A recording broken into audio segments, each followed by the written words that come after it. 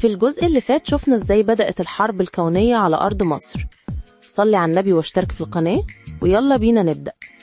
الفراعنة حسوا بالخطر لما شافوا الأجسام الغريبة بتنور سما القاهرة بالليل، والفضائيين نزلوا بأسلحتهم المتطورة عشان يسيطروا على مصدر الطاقة الأعظم في الكون، الأهرامات.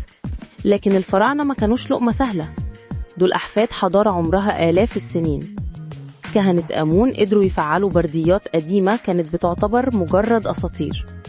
البرديات دي حررت طاقة روحانية رهيبة من قلب المعابد. الطاقة دي صنعت درع حوالين الأهرامات محدش يقدر يخترقه. الفضائيين اتصدموا، ازاي تكنولوجيا بدائية زي دي تقدر تقف قدام أشعة الليزر بتاعتهم؟